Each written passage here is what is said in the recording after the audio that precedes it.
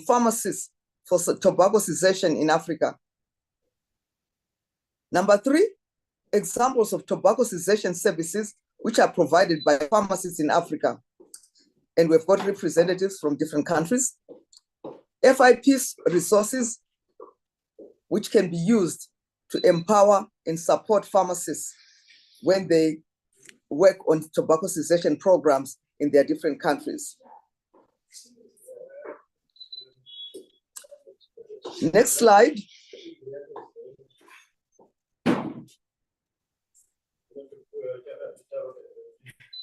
It's about the global burden of tobacco use. So we find that the number of people who are using tobacco products across the globe has slightly reduced over the past from 2000 to the year 2022. In 2000, there was an estimated number of 1,362 billion people aged above 15 years who were current users of one or more tobacco products. The number has declined slightly to reach 1,245 billion users in 2022, and projected further decline to 1.2 billion by 2025. And pharmacists can also participate in reducing this number. So in terms of number of users in 2022, there was an estimated 1.245 billion current tobacco users. Among them, some of them use cigarettes. So among the smokers, around 890 million were currently using cigarettes. So you find the use of cigarettes is the highest in addition to other tobacco products. So of the estimated 1.245 billion current users around the globe, 1.022 billion were men, whereas 224 million were women. These numbers do not include adolescents aged under 15. We have those users, but the statistics does not include those.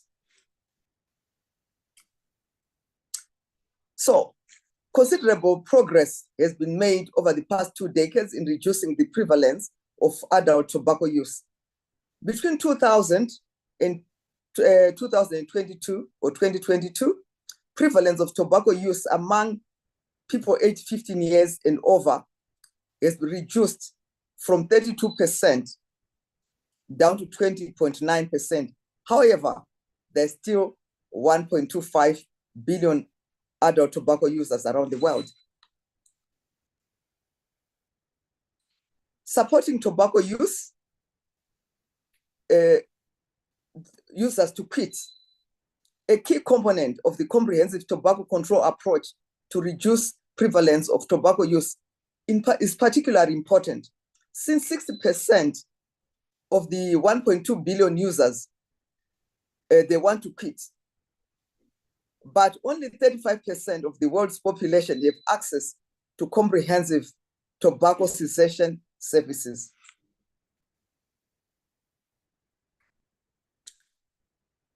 Next slide is about tobacco use in Africa. The burden in the Africa region is 9.5% of people aged 15 years and above are tobacco users. This is data from WHO report. And the prevalence of tobacco use from 2000 to 2030, sorry, to 2022, a report was published this year, suggests that NCD's target of 2025 will be reduced by 30% in tobacco use. And we are on track to achieve this in the Africa region and Southeast Asia region. So these are our targets as per our table there. The burden of tobacco use in Africa, we have estimated current tobacco users of 60 billion people are tobacco users in Africa. So this creates a burden on NCDs, and pharmacists have a role to play in this issue.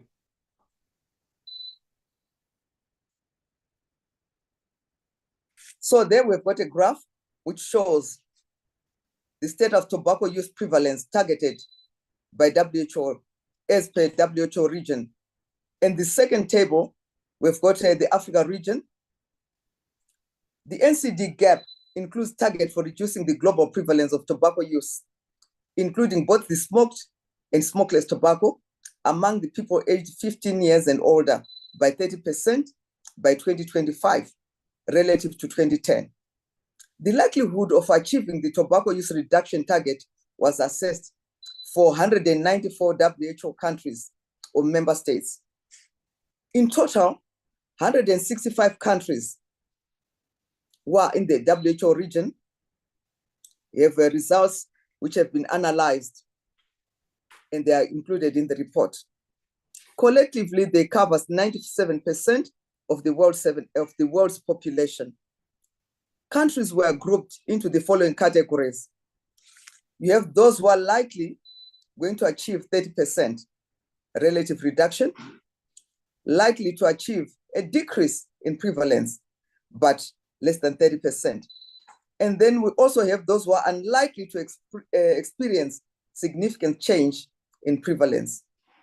And then those who are likely to experience increase in the prevalence or did not have enough data to calculate the trend. So the status in the Africa region, we find that the proportion of member states on track is high, with 22 countries, or almost half of these countries, they are on track.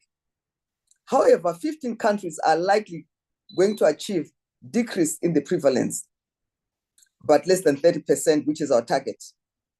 And one country is unlikely to experience significant change in prevalence, and one country is likely going to experience an increase in prevalence, and this is in Congo. So pharmacists will have a role to play in our different countries. So we'll be hearing from the different countries who are represented in our panel this afternoon. What is happening in the region? So our first presenter on the panel is Jacqueline Maimin. She's the CEO of the Independent Community Pharmacists Association in South Africa. She graduated with a B.Pharm with distinction from Rhodes University. She's a fellow of the Pharmaceutical Society of South Africa. She has served for 10 years as an elected member of the South African Pharmacy Council, and currently she sits on the South African Nursing Council. Jackie is the CEO of the Independent Community Pharmacists Association in South Africa. Jackie, I welcome you to this panel. And you can— Thank you so much. Welcome. Thank you, Jocelyn, and good afternoon to all our colleagues across Africa and across the globe. It gives me great pleasure to present you today on tobacco cessation services by pharmacists in South Africa. So I thought what I'd start with is the prevalence in South Africa, cigarette prevalence. And it's interesting to see what Jocelyn was showing, which is that there's a downward trend in prevalence globally. But unfortunately, that is not the case for South Africa. So among South Africans, 15 years and over, we saw an increase from 2017 from 19% to 24% in 2021. And I had a look at some of the latest stats from the Global Adult Tobacco Survey, or GATS, and that is now up to 29.4% in South Africa. That's 12.7 million smokers in our population. As was seen across the world, the prevalence was markedly higher amongst men, where it's 39% and 10% in women. We also noted in South Africa that it's middle-aged people that are most likely to smoke, but the growing numbers are in our youth. In 2016, there were 26,000 smoking attributable deaths for smokers aged 35 to 75. And again, I tried to find some more up-to-date stats, and I saw that in 2021, that had increased to over 40,000 deaths per year. So that shows the problem. What do we have in South Africa to try and address this challenge? So there are many options available in South Africa. When we had a look, and then many surveys had been done, more than 90% of people know that smoking is bad for you. 70% indicate that they do want to stop smoking. 30% go on to try and quit in a year. The problem is that only 2 to 3% successfully quit. So we've got all these options from self-help, hypnotherapy, medication. We've got nicotine replacement therapy in the form of patches and in the form of gum. We have got varenicline, bupropion. We've got behavioral support, quit lines, mobile apps, gamification. And then, of course, we've got the new kids on the block, which I'm very concerned is perhaps fueling the increase in nicotine dependence amongst our youth. And that's electronic cigarettes or vapes, which our tobacco industry is basically saying is harm reduction. Of course, a lot more research needs to be done there. We also noted that unaided quit attempts, even using nicotine replacement therapy, still end up with about a 90% failure rate. And I read one article that says that the average person tries to quit about 30 times before they are successful.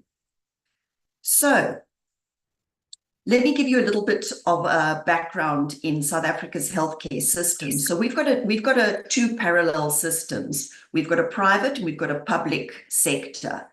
The private sector, we've got 9 million people that are insured by medical schemes. The medical schemes, as I say, fund them. And then we've got 80% of the population, which are government funded in the public sector, which is often under-resourced, overburdened. And if you have a look on the top right, you'll see that there's the beneficiaries and the spend. So there's a complete imbalance in the resources. And so what we're seeing is that more and more public sector patients are paying out of pocket and actually coming to private pharmacies, to community pharmacies.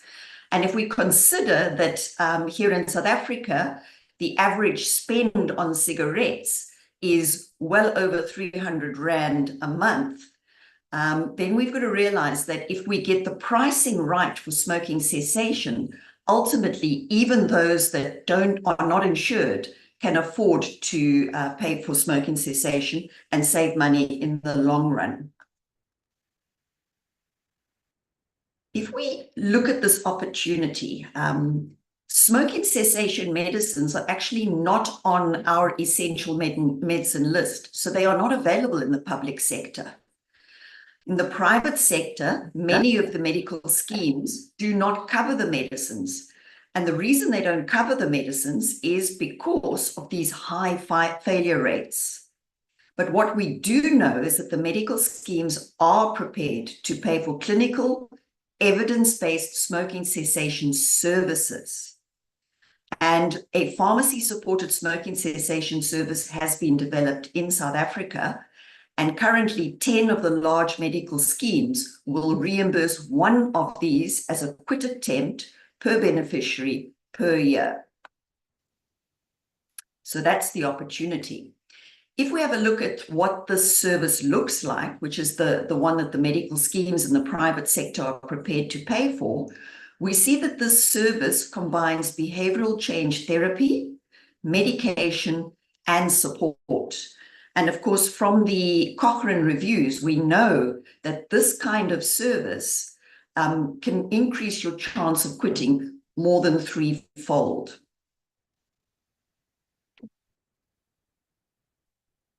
So exactly what goes on in the smoking cessation service. So the very first visit is an assessment, and this assessment determines an individual's readiness to stop smoking and then to develop an individual quit plan. So we have the assessment, we do a nicotine dependency test, a phagostrum test. We have carbon monoxide meters, and we check carbon monoxide levels, and you'll see why later that's so important. We speak to the individual about what is their motivation to quit. We need to find out what is it that is going to spur them on and keep them within the quit attempt. Then we look at pharmacotherapy, and very often that will be linked to their nicotine dependency, and then also what the schemes will pay for and what the patient would prefer. Then behavior modification. So we need to look at, what are their triggers, when are they triggered, and how can we change that behavior to support them. In that assessment, if they are ready and the motivation to quit is high, then we set a quit date, and we give them a smoking diary to start their journey. After that, we have the follow-up sessions, which include the support and guide the individual on this journey, because it is a journey. So at the next visit, we confirm the quit date, we get them prepared for it, and we schedule 4 post-quit follow-up sessions. During these sessions, we do the pharmacotherapy adherence.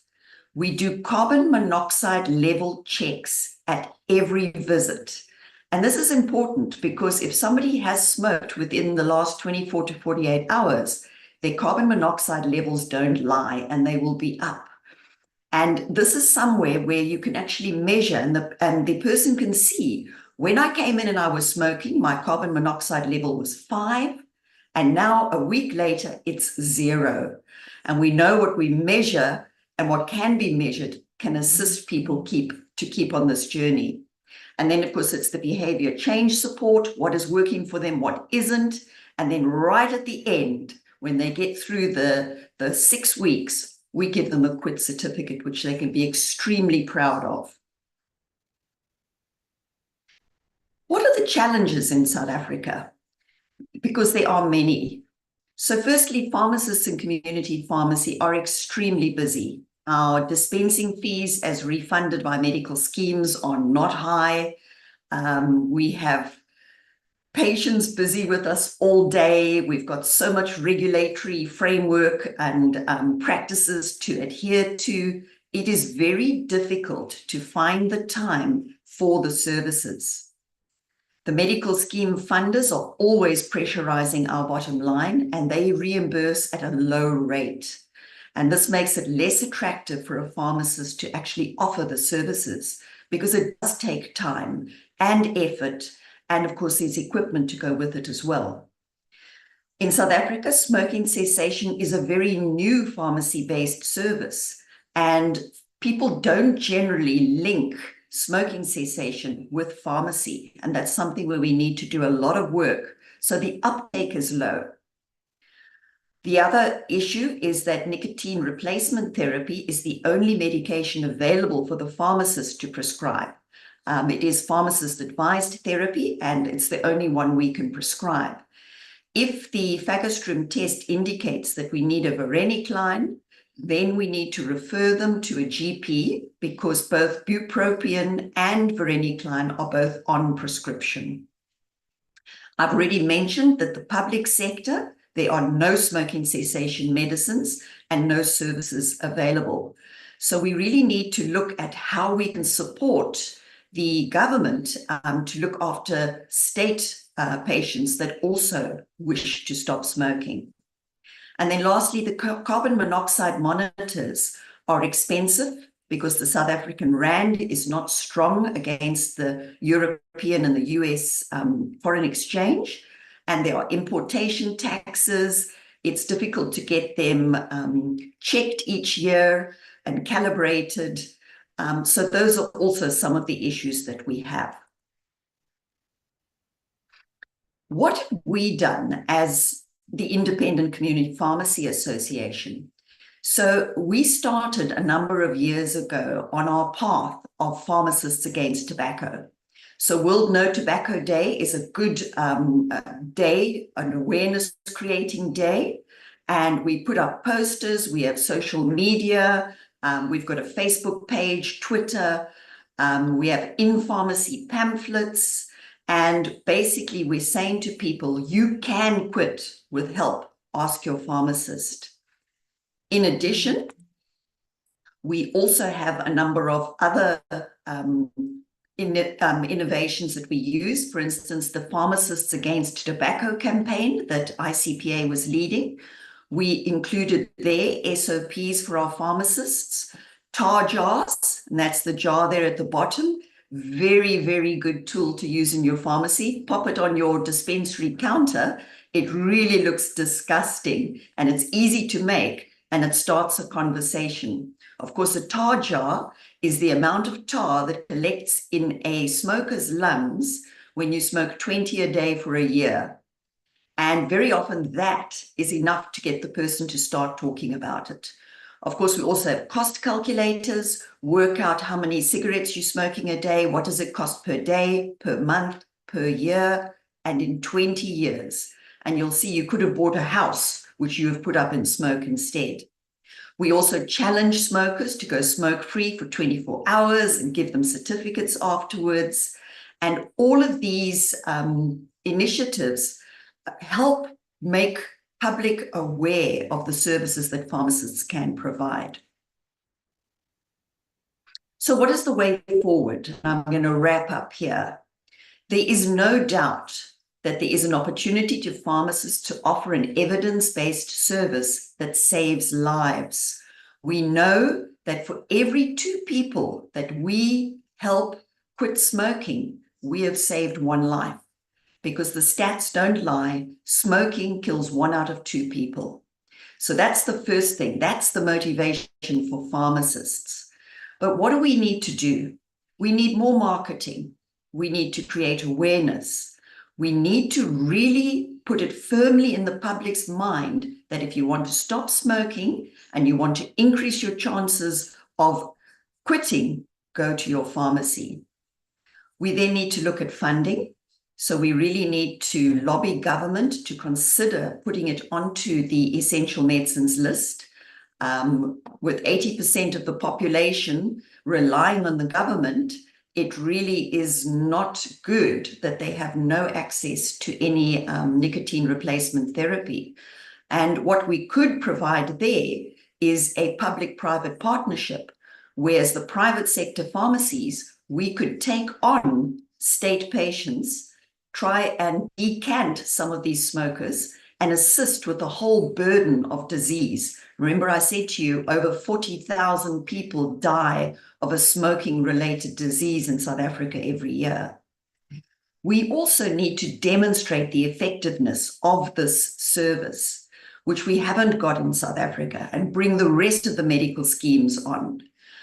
What are the savings, the downstream savings? It is very expensive when somebody has a stroke because they were smoking and they had high blood pressure. It's extremely expensive to look after a patient with emphysema or chronic obstructive airways disease. And then, of course, the last thing we need to do is we need to train more and more pharmacists. And we've taken on the model of train the trainer. So we train a pharmacist then goes, becomes a champion in the area, trains other pharmacists, they're nurses in the pharmacy, and so we move on. And this is the way we do it, 1 person at a time. Thank you very much.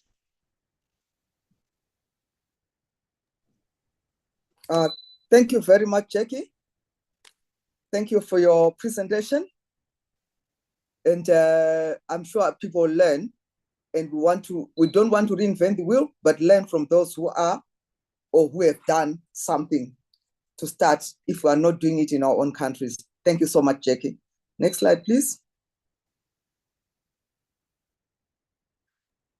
Well, our next presenter is Shima Amadi. He's from Nigeria. He's a pharmacist and a public health professional with many years of work experience in the Nigerian and United Kingdom's health sector. He's the FIP Global Lead on Sustainability in Pharmacy, where he co-chaired an FIP committee that developed the FIP policy statement on environmental sustainability within pharmacy. Shima is also a member of FIP Policy Committee on Smoking Cessation and Tobacco Control. We welcome you to this presentation, and I hand you over to the floor. You can take the floor, Shima. Thank you so much, Jocelyn, for your warm introduction, and thank you for FIP to giving me the opportunity to make this presentation. Okay, so I'll be speaking on the case study of the tobacco control and how pharmacists are contributing to smoking cessation practices in Nigeria. So overview, just to look at the data for prevalence of or incidence of tobacco in Nigerian context. So the Global Adult Tobacco Survey shows that Nigeria, of course, a country with over 200 million population, that will have about 4.5 million adults who are aged 15 or older, that currently smoke. And also we'll have about 6.4 million adults that have been exposed to secondhand smoke during visits to public places. Of course, we know that sometimes, a lot of times, secondhand smoking sometimes contributes significantly to the disease-related conditions to smoking. So we've had like over 16,000 deaths that have been recognized and attributed to smoking. Of course, I know that this number is much higher than 16,000.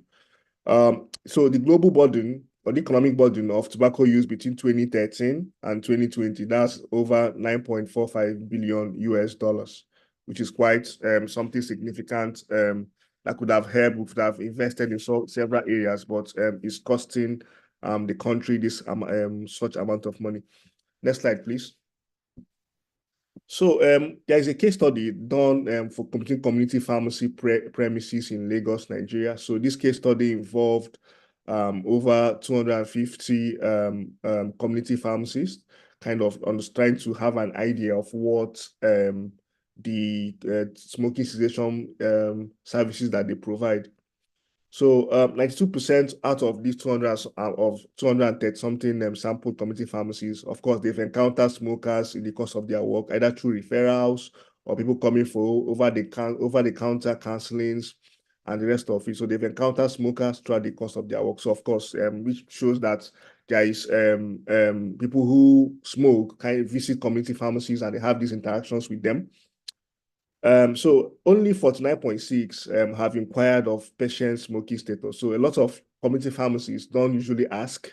So you have 50% of them don't inquire about the patient smoking status. Mostly, again, maybe due to the social perception. You know, some smokers who don't want to open up. So a lot of times might be defensive in their position to open up and let you know what their smoking status is. Then the other 49.1% have offered some form of cessation support. So it's more like including counseling, which includes access to nicotine replacement therapies, and also encouraging them to, in terms of a little bit of follow-up as well. So only 44% actually had NROTs available. So of course, so the stocking of NROTs in these pharmacies, you have like 44% of them within Lagos. And mind you, Lagos is where we have the highest number of community pharmacies in Nigeria. It's like the economic hub of the country. Then you also have like 68.5% of pharmacy premises we are willing to offer smoking cessation services within their premises, while only 44.6% had ever received any prior training on smoking, on tobacco cessation. So what this data in summary shows that, of course, unlike in South Africa, where you have a high level of public healthcare system support, so in Nigeria, I think it's the other way around, where we'll have more of private out-of-pocket payments for medicine. So we don't really have a government-controlled or government strong government controlled healthcare system. Of course, we have the national health insurance, but it doesn't cover most of the population. So, but most people rely on private healthcare services, including the pharmacies and the hospitals.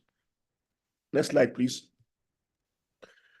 So the first initial slide was about pharmacy premises. So another study was also done where we sampled random pharmacists within the country, over 150 pharmacists within the country, to know how they perceive about smoking cessation services. So about 12.5% of them, we are providing smoking cessation services in some form, either maybe one-on-one counseling or maybe helping with different outreaches to provide such services. Then about 10.6% of pharmacists were aware. So of course, that shows the discrepancies within the population. So only 10.6%.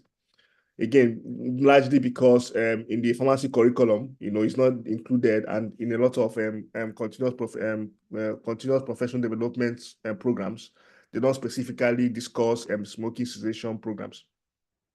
But however, the good thing is that majority, we are willing to attend smoking cessation training. So there's large level of enthusiasm and large level of people, pharmacists and people in pharmacy premises, who are willing and to attend the training and to learn from other case studies and to provide those services just with the right training and with the right support.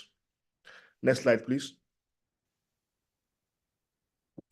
So, within the Nigerian context, specific barriers to smoking cessation services. So first one is inadequate knowledge and skill, as you could see in the data presented before. So, of course, so there is need for pharmacists to be well educated and for them to be well knowledgeable in that regard in terms of providing those smoking cessation.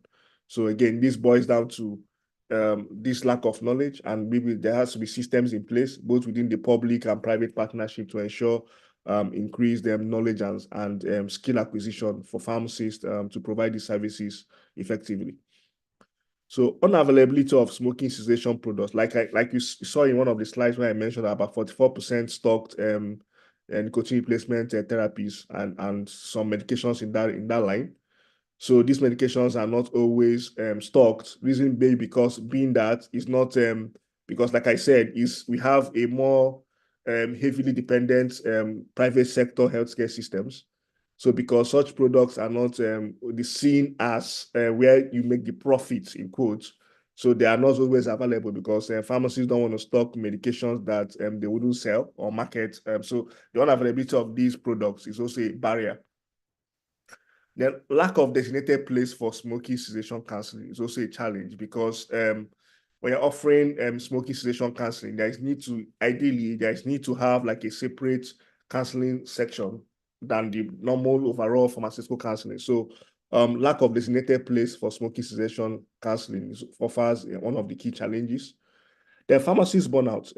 We already know that in Africa and in Nigeria, for example, the patient-pharmacist ratio is very, very is not at the optimal level set by the WHO. So already pharmacists are already burning out in terms of high workload, in terms of managing expectations, and pharmacist turnover as well is high. So pharmacists don't have enough time, quote, to provide smoking cessation services to smokers. So it's not so pharmacists are quite overwhelmed. And there is need to have more pharmacists or train more personnel who can be able to support the pharmacists on ground, including pharmacy technicians. So that's also one of the barriers we have. The low patients demand. So that's because smokers don't generally open up to you and tell you that they smoke. So they don't. Of course, the ideal situation is there, and sometimes some of these people who smoke don't really know that they need those kind of help as well. So the low patient demand is also a problem. So there is need to sensitize the public and let them know that you need to talk to your pharmacist, you need to talk to your healthcare provider to help you to quit smoking because of how harmful it is to your overall health. Inefficient patient client record system. So ideally, in a smoking cessation program, a smoking cessation service, there has to be a holistic health record system, because you need to understand and have access to the patient record, and also help in follow-up of the patient as the case goes by, to ensure that you follow up there either for 4 weeks or 8 weeks. And also, because of the lack of the health data visualization across both hospitals and pharmacies, that makes it very difficult to have this system to follow up with the people who smoke, and ensure that you help them to quit in terms of providing the counseling and the therapy that they need. Next slide, please. So I made some possible recommendations here that can help pharmacists, not just in Nigeria, but in other African countries. So FIP will be launching a policy statement on tobacco-free future. So the policy statement is being worked on. I'm part of the committee this year, and it will be launched in Cape Town. So I'll really recommend all pharmacists to take a look at this policy statement. It will give us some recommendations, good recommendations, and some perspectives, some knowledge and experience on how a roadmap actually, of course, if such services are not existing in your country or your region, give you that roadmap, from international perspective, international recommended guidelines to take this up. So I really encourage pharmacists, those on this call and those who will be watching this, to watch out for this policy statement when it's adopted at the FIP Congress in Cape Town. So the next recommendation is mandatory smoking cessation CPD training. So I recommend that our pharmacy regulatory agencies, in this case in Nigeria, the Pharmacy Council of Nigeria, and the pharmacies, other pharmacies, or even the government health agency, like the Ministry of Health, to introduce mandatory smoking cessation training for pharmacists and other healthcare providers. Because if it's mandatory, it will really encourage pharmacists, and by extension, other healthcare providers to take on training and be able to be equipped with the knowledge and skills to provide smoking cessation services. Advocacy for a national smoking cessation guideline. This is where social groups like the association, pharmacy associations, the non-profit organizations, and pharmacists as well, both at individual and at organizational level, should advocate for a national smoking cessation guideline like we have in the UK, whereby you have a standard smoking cessation program. So because if at the national level, such programs exist, it will be very easy for pharmacists to key in into such programs and be effectively deliver smoking cessation programs to the target population. So improved access to educational materials and training on smoking cessation for pharmacy. So, for example, I mentioned earlier about non-profit pharmaceutical associations, and maybe through the national pharmacy conferences, or through different programs, or even through recommending to their members to take on improving access to these programs, either online or in person, ensuring that pharmacists are well equipped and they are well knowledgeable, improving access, even offering free programs, or even getting a subsidized fee for pharmacists to participate in such programs to boost their competence and knowledge. I think that should be my last slide. Next slide, please. So thank you very much. I yield the mic to Jocelyn. Thank you. Thank you very much, Shima, for the brilliant presentation and the perspective from the north of Africa. And we had heard something from the south, which was from Jackie, Shima from the north. And then from Central Africa, we have, can I please have the next slide? Which will introduce Nicholas Mparadzi. Nicholas is a pharmacist based at the Drug and Toxicology Information Services, acronym DATIS, in Zimbabwe. He's the current chairperson of Pharmacists Against Drug Abuse under the Pharmaceutical Society of Zimbabwe.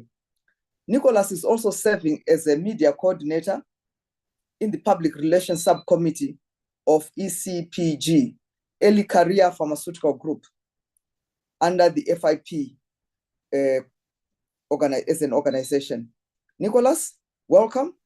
You can take your time and try to go as fast as you can through your slides and share with the attendees. Welcome, Nicholas. I give you the table. Thank you. Thank you so much, our moderator. And also thank you to all the previous speakers who came before me. Firstly, I would like to comment on what was said by Jackie. Zimbabwe is also a country that is still introducing smoking cessation. So this is an opportunity for pharmacists to increase our scope of practice. Thank you for that.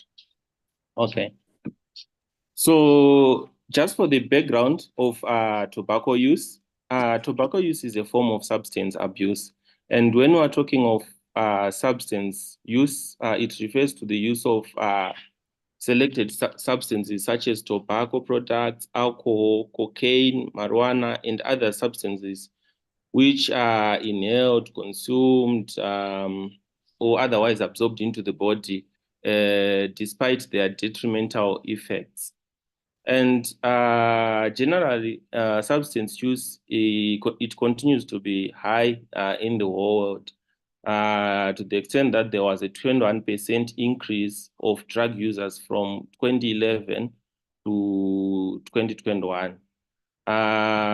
In 2011, the estimated number of users was estimated to be 240 million people, whereas in 2021, the number grew to 296 million people. So with these figures from the United Nations Office on Drugs and Crime, we can see that substance use is continuing to be a problem. Next slide, please. So generally, cannabis is the most used drug in the world, and it is an estimation of 219 million users who use it globally. And opioids, they are the main group of substances that have the highest contribution to severe drug-related harm. I think this is due to the effects of its overdose, which leads to respiratory depression. And this is in accordance with the UNODC publication of 2023. Next slide, please. So why should we act against drug abuse? So the issue of drug abuse poses different burdens on the health and healthcare systems. So there is need for us pharmacists to act in this rising global threat. And an estimated of 39.5 million people in the world were suffering from drug use disorders in 2021. But only 1 in every 5 people with drug use disorders received the drug treatment. And the deaths related to the use of substances were estimated to be about 500,000 in 2019. Next slide, please. So currently, what is being done by pharmacists all over the world? So generally, pharmacists are working in different health institutes and are trying by all means to manage the detrimental effects of substance misuse. In the research and pharmaceutical manufacturing industry, pharmacists are developing novel treatments that work as antidotes for substance overdose.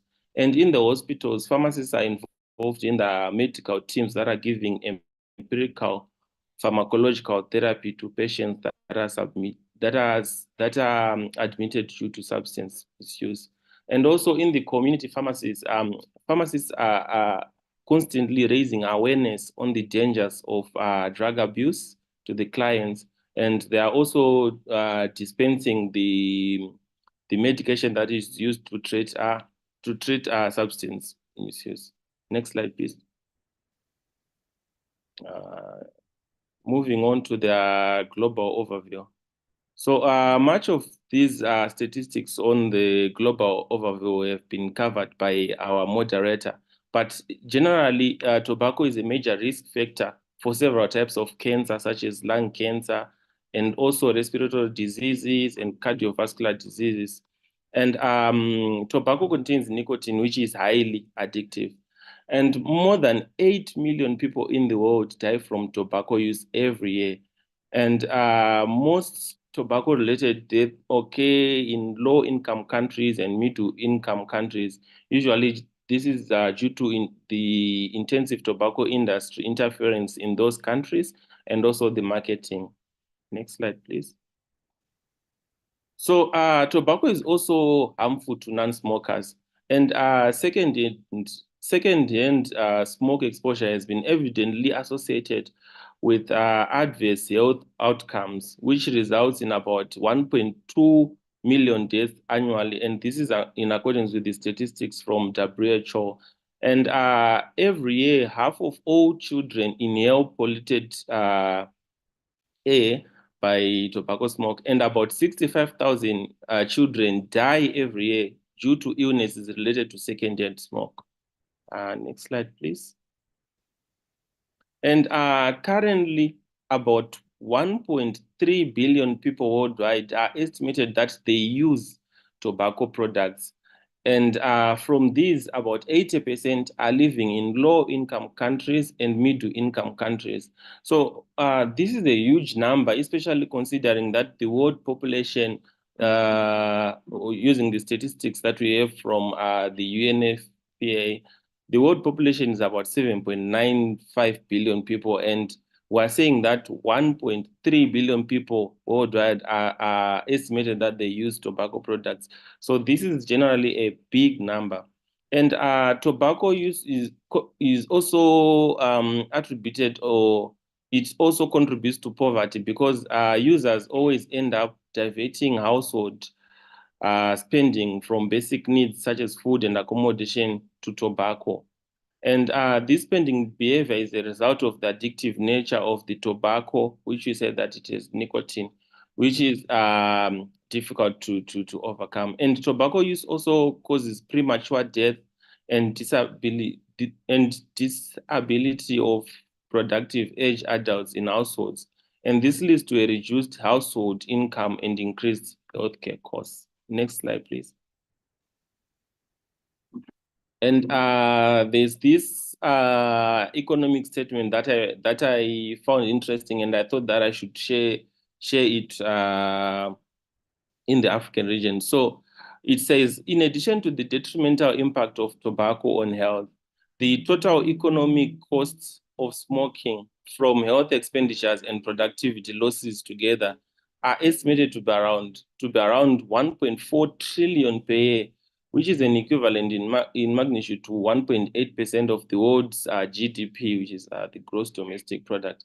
And almost 40% of this cost occurred in developing countries. And this highlights the substantial burden these countries are suffering. So this statement is only is fascinating because it is portraying the global impact in terms of the world's GDP. Next slide, please. So there's also the trending indirect tobacco use and nicotine use. There are what are called heated tobacco products, which contain tobacco, and they expose users to toxic emissions, and many of which can cause cancer and are harmful to health. And they can be electronic nicotine delivery systems, which are ENDs, or they can be electronic non-nicotine delivery systems, which are referred to as ENNDS. And they are commonly known as e-cigarettes. And some of them do not contain tobacco, and some of them may contain nicotine, but they are harmful to health, and they are undoubtedly safe. And also, it is also important to note that it is too early to provide a clear answer on the long-term impact of these heated tobacco products. Next slide, please. Then when we are focusing on tobacco use in Zimbabwe, generally Zimbabwe is located in the Southern Africa region, and we have a population of about 15 million people. And there was a study that was done in 2006, which included adults in the range of 15 to 49 years. And after the study was conducted, it was found that 21.3% of the males were smoking cigarettes, and 0.4% of the females were smoking cigarettes. So generally, by virtue of being a male, you are at a high risk of smoking cigarettes. Next slide, please. Then in Zimbabwe, the prevalence of current tobacco use is about 11.7% in adults. And this is according to the statistics from the World Bank, which was released in 2020. And the tobacco products that are found in Zimbabwe, they include cigarettes, pipes, cigars, cigarillos, water pipes, which are called hookah and shisha. There's BDs, there's Kretek, and we have heated tobacco products and other forms of smokeless oral and nasal tobacco. Next slide, please. So in terms of the action that we are taking as a country to handle the tobacco use, we have support from the policymakers, which is the government and the regulatory authorities. We have smoke-free policies which enact and enforce completely smoke-free environments in all indoor public places, which include workplaces, restaurants, and bars. Then we have health warnings and education. There is implementation of large, prominent, strong, and effective graphic health warnings on packages. And we also have a requirement of effective package warning labels on the packages of the cigarettes, that you have to label that this smoking is harmful to your health. And there's also counter tobacco advertising, and we have free media coverage of tobacco activities, of anti-tobacco activities. Then we also have bans on advertising, promotion, and sponsorship. This is because there was an enactment and there is enforcement of effective legislation that comprehensively bans any form of tobacco advertising, promotion, and sponsorship. And also, as a nation, we do have support from the president, and as such, there was the release of a Zimbabwe multi-sectorial drug and substance abuse national plan for 2024 to 2030. Next slide, please. Then when it comes to the role of pharmacists in Zimbabwe in tobacco cessation, currently tobacco cessation products, they are found mainly in community pharmacies that are located in the central business districts, and pharmacies that are located in the middle and low density suburbs where the middle class and upper class people live. And we do have private rehabilitation centers which also offer tobacco cessation, psychological support. However, when it comes to pharmaceuticals that are used in these private rehabilitation centers, they purchase them from the pharmacies that I have highlighted above. And also the Pharmaceutical Society of Zimbabwe established an affiliate or sub-community which is called Pharmacists Against Drug Abuse, and it is responsible for substance use information dissemination, public awareness campaigns, substance use policy representation, and so on. And you see on the next slides the examples of the posters or the campaign materials that are used by the Pharmacists Against Drug Abuse or the Pharmaceutical Society of Zimbabwe. So this was a poster in 2022, which had a message: smoking tobacco is linked to a number of long-term consequences such as cancer, lung cancer, liver, and heart problems. Next slide, please. And this was in 2022. We had campaign materials which addressed the issue of smoking shisha, which was trending in 2022, and this was educational to both the public and the health professionals. Next slide, please. And these are posters that we published this year in 2024. So as the Pharmaceutical Society of Zimbabwe and Pharmacists Against Drug Abuse, we have social media handles where we can publish all the content that can warn the public and other professionals about the dangers of drug and substance abuse. Next slide, please. Then when it comes to tobacco cessation pharmaceutical products, the actual products that we use. So currently there are no registered tobacco cessation pharmaceutical products on the main register from the Medicines Control Authority of Zimbabwe.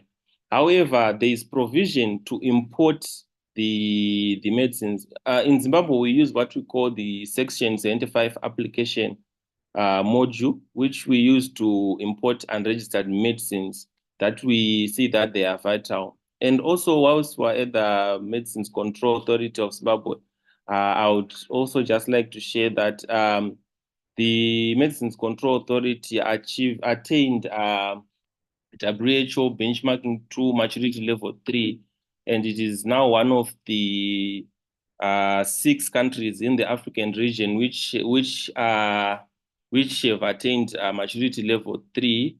And the regulatory authority is actually helping and assisting all the activities of the Pharmaceutical Society of Zimbabwe. Next slide, please. We have 5 minutes to go, Mr. Nicholas.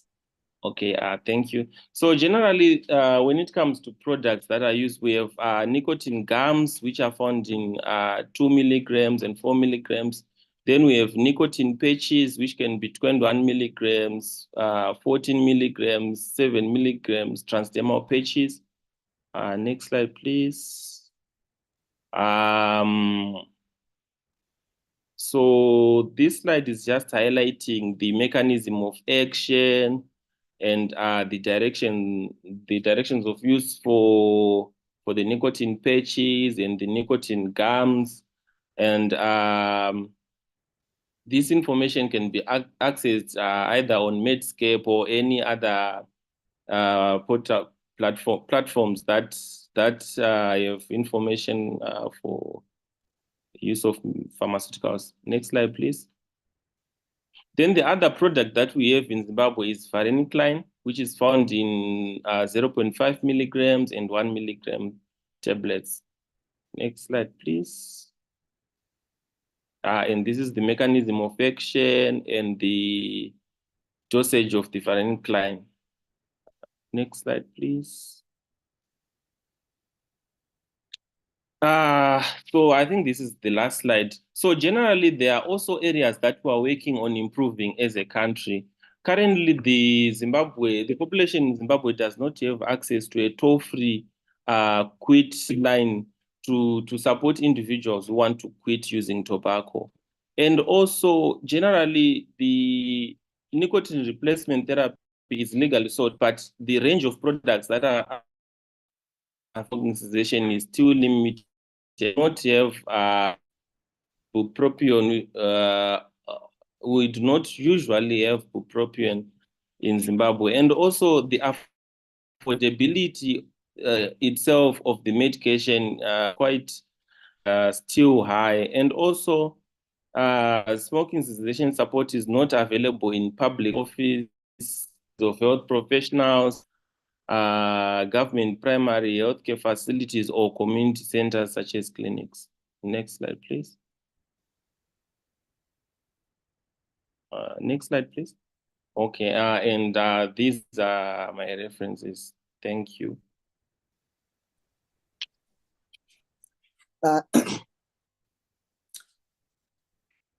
Thank you, Mr. Nicholas Mparadzi, for your beautiful presentation about smoking cessation as it pertains to Zimbabwe. So we've had presentations from the South, the North, and in Central Africa. Thank you very much, our 3 presenters so far. Next slide, please, to introduce our next presenter, with Dr. Ines Dakuna. She is the FIP Practice Development and Transformation Projects Manager, leading the FIP Practice Transformation Program on non-communicable diseases. She's the lead and co-author of FIP publication, which is called Tobacco Cessation, a Handbook for Pharmacists. And this was in 2023. And then pharmacists-led Tobacco Cessation Services Global Intelligence Report of 2024. These documents are available in different languages. I think she'll give us more information about this whole program and the project as it pertains to FIP and pharmacists globally. Welcome. You can take over.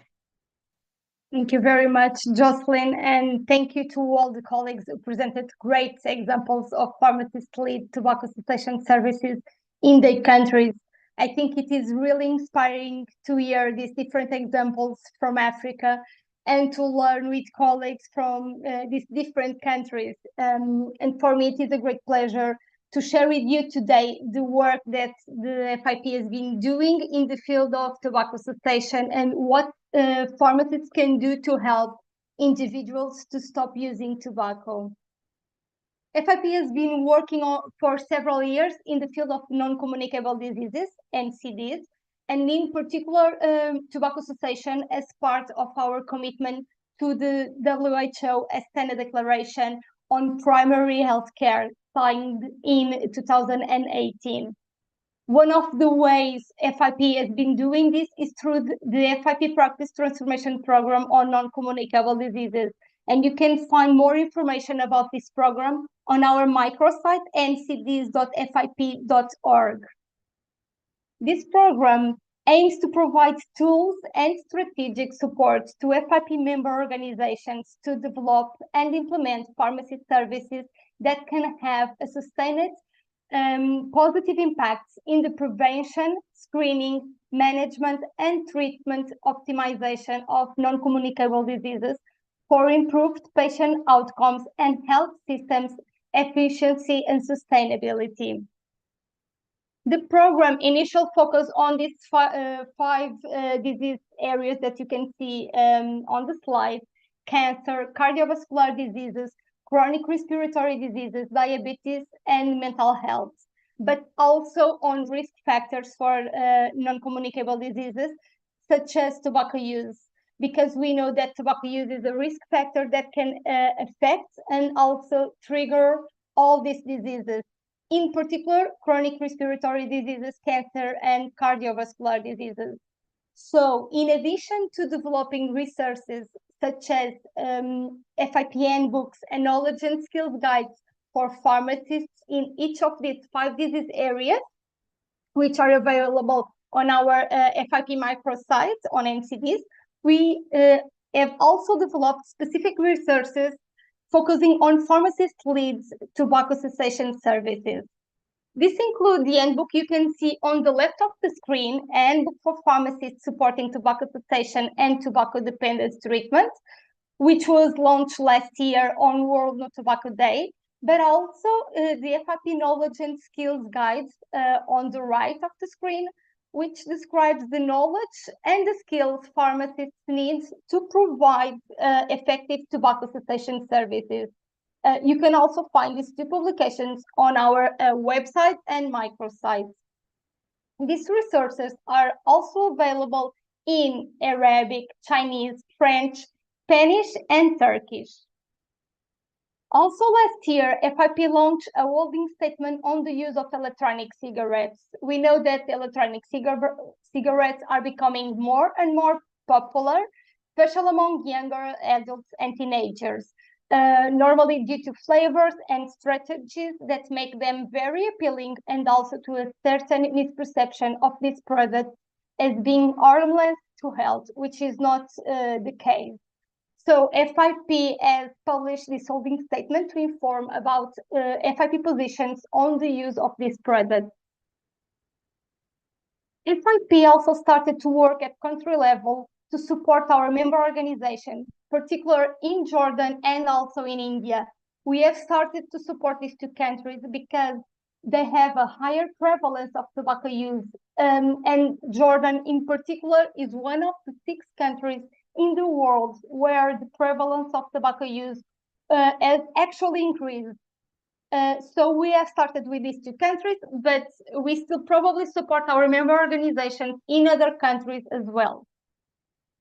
On World No Tobacco Day this year, FIP and the WHO issued a joint statement on the role of pharmacists in tobacco cessation. This statement describes a number of ways in which tobacco control programs and pharmacy associations can work together towards the aim of develop and implement plans to engage more pharmacists in advancing tobacco cessation. And this joint statement was presented during the FIP webinar, Leveraging Pharmacists for Tobacco Cessation, New Policies, Tools, Evidence, and Success Stories. Speaking at this event, we had with us Dr. Vinayak Prasad, head of the WHO No Tobacco Unit, and Dr. Prasad said that this statement calls for a collaborative effort among healthcare professionals. Specifically, it advocates national action to empower all pharmacists to routinely provide tobacco cessation support. And also, so important, Dr. Prasad added that if every pharmacist identifies and advises just one tobacco user to quit each day, this collective action could reach over 4 million users in a single day. During this webinar, FIP also launched the Global Intelligence Report on pharmacist-led tobacco cessation services. The full version of this report is only available to FIP members, but the pharmacist-led tobacco cessation services evidence of impact and country highlights version is available on open access. You can also have open access to the FIP Global Tobacco Cessation Survey findings infographic that you can see on the right of the screen. The basis for this report was established through the review of existing literature. In addition, a survey and the compilation of country highlights specifically tailored to engage FIP member organizations were conducted. And this report provides a comprehensive overview of the key role of pharmacists in tobacco cessation and how this contributes to timely patient care and to health system efficiency through interprofessional care teams. The report also shares a global best practice to advance pharmacy practice and international standards of patient care. And we also included in our report some examples from the African region. Through June and July, we'll be running a series of digital events focused on empowering pharmacists to support tobacco cessation, and today is the 4th of 6 events. We are also be working on a FIP statement of policy on the role of pharmacists in establishing future free from tobacco and nicotine dependence. And as Chima said, this will be adopted by the FIP Council in Cape Town in September this year. So in conclusion, the negative effects of tobacco use on health are well documented. However, giving up tobacco and quitting can be a challenging process, but the journey towards a tobacco-free life can be made easier with the right support, and pharmacists have an important role to play in helping tobacco users quit and remain also abstinent. Pharmacist expertise and accessibility ensure they are ideal providers of evidence-based advice, medication, and support to those who want to break their addiction to and dependence on tobacco. All of the program publications, events, recordings, and other resources and tools are available on the FIP microsite on NCDs, ncd.fip.org. I will also add all the information on the chat after my presentation. And if you have any queries, suggestions, or comments, you are very welcome to send us an email to ncd@fip.org. So thank you very much, and back to you, Jocelyn.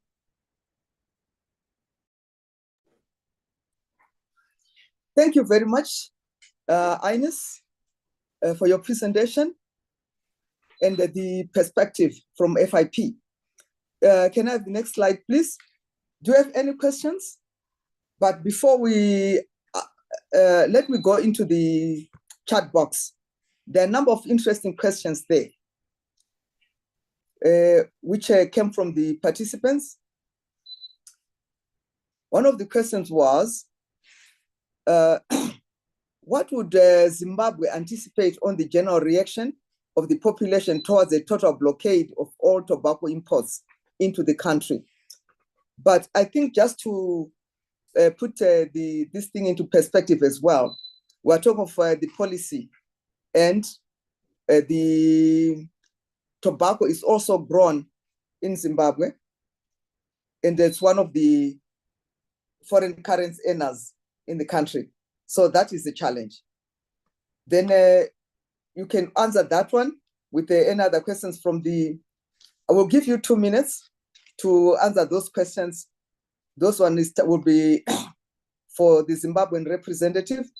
And then someone can also take up, maybe Jackie, on the use of vapors in South Africa. And when you talk about tobacco cessation, which is what we've been talking about, but we have also talked about replacement instead of stopping tobacco use, and also the effects of vapors, especially among the young population. Maybe I'll leave those two. I'll give you 2 minutes each.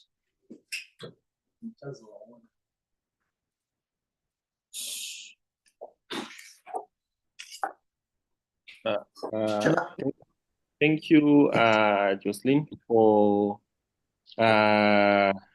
moderating this session, and thank you for the question. Well, when it comes to the public's reaction to a total banning or blocking of tobacco into the country, I think that is beyond my practice or our practice as the Pharmaceutical Society of Zimbabwe. But however, if the policymakers are happy with it, maybe they could allow it. I wouldn't be sure. Thank you. Okay, thank you. I think it's this is where you have issues of lobby with the policymakers, so that whatever you are trying to do as a profession, for it to succeed, you need to lobby.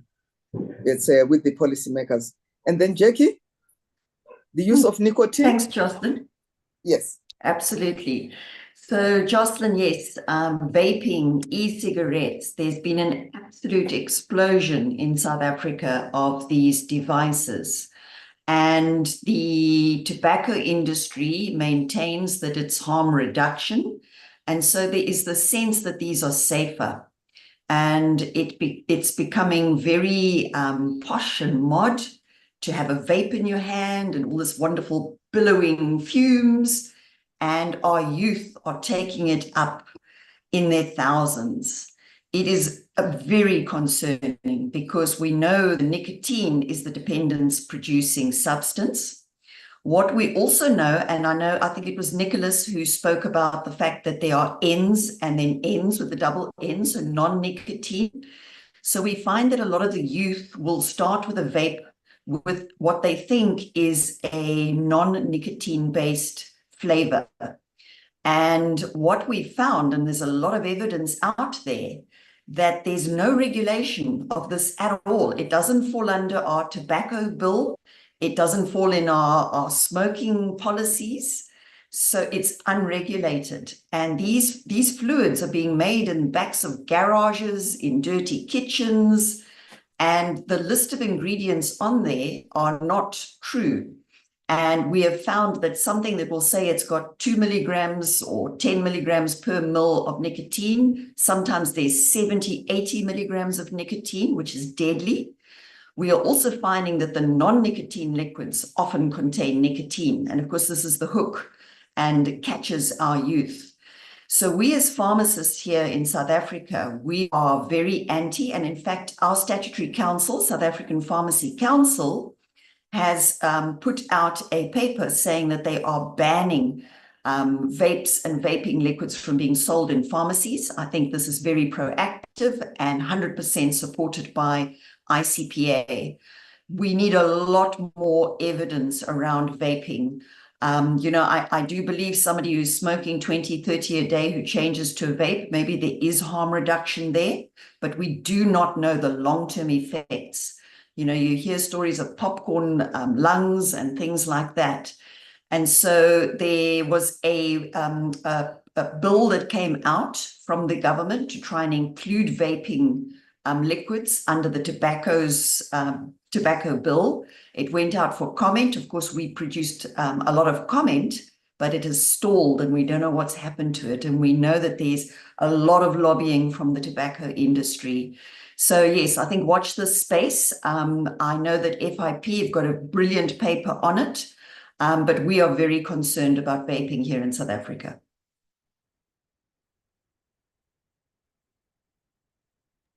Thank you very much, Jackie. One of the questions which was in the Q&A, it was on what would happen to the receptors, the nicotine receptors, because of what is happening. Let me go through the question, which was responded to by Chima. What happens to nicotine receptors as one starts and continues to use nicotine, and what implications does that have on addiction? Well, the response, the nicotine receptors continue to increase when nicotine use increases. So we might be stopping smoking per se, but when you use the nicotine patches, we have to wean off these patients. I think that would be what we'll be looking at as an end result. Oh yeah, then the question on long-term use of e-cigarettes. I think Jackie has responded to that, and Shima has also responded in the box. Smoking tobacco and e-cigarettes can lead to lung diseases, cardiovascular disease, and mortality in the intermediate and long term. You are right, there's need to promote referral services because this is what is usually lacking in most of our countries. So when it comes to lobbying within our countries through from our professional associations, we have to lobby to the policymakers so that this can be addressed and we all work together. And then the other question was, in fact, the question should really be about the role of pharmacists in promoting tobacco cessation or cessation of the need for nicotine, which is a psychotropic agent. Response from Shima, ideal situation would be cessation of nicotine use, but that will require a lot of bureaucracy and political will from government. In the meantime, pharmacies are the ones who are trusted healthcare professionals by the public. Thus, it's important for the pharmacists to be equipped to offer smoking cessation services in their respective communities. And at the same time, educate the public. Public education is what is also needed. And there are also a lot of tools which can be used, which is what FIP is trying to do by empowering the pharmacists, and also the recommendation to have tobacco cessation as part of the training for pharmacists so that we are able to provide these services to our members. So it boils down to advocacy for the ban of smoking in public places, effective awareness and campaign education to the public by healthcare professionals like pharmacists, because this is to prevent secondary smoking. And as you are aware, airlines and public space is also part of what the governments in different countries have done to reduce secondary smoking. So there's something going on, and as pharmacists, are we doing that as part of our profession and also as being members of our families? As professionals, have we stopped smoking ourselves, or we still smoke? Thank you so much on that. And then the other questions, which I've also seen there. Yeah, I think we've the different jurisdictions. How are different jurisdiction countries addressing increased use of vapes? I think it's Jackie has sort of given an overview, which can be adopted by various countries. And there's a question there, the role of hospital pharmacists in tobacco cessation. Is shisha, does it come under tobacco or is more dangerous than tobacco? Can one of the panelists attempt to take that on the hospital pharmacist role and the use of shisha? I'm happy to, Jocelyn. So I think, obviously I'm a community pharmacist, but hospital pharmacists, there is a trend these days for hospital pharmacists to be doing ward rounds. And I think there is the opportunity. I think as pharmacists, we need to be asking anybody that we interact with, do you smoke?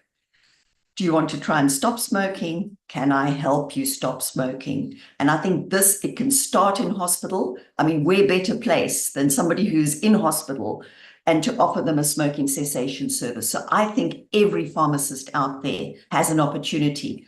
And I know I've seen a document on hospital pharmacists and stopping smoking while people are in hospital. So yes, definitely a role for them.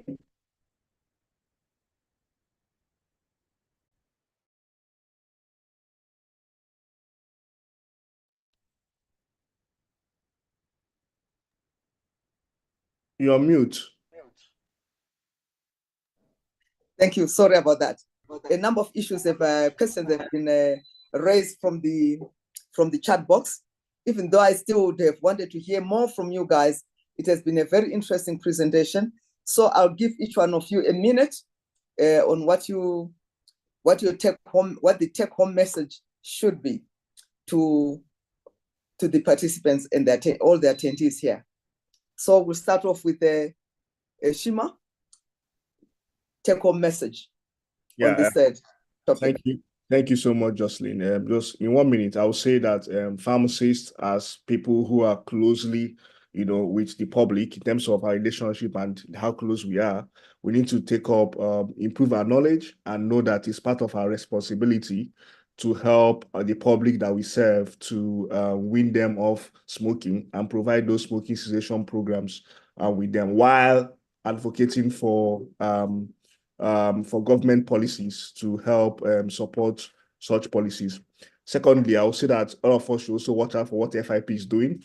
For those who want to improve their knowledge and their skill sets, should look at what FIP is doing, the contents, the statements as well. I think that will really help for us to be aligned to international best practices and also to understand what each country's perspective is. Like South Africa is doing a lot as well, learning from each country's perspective.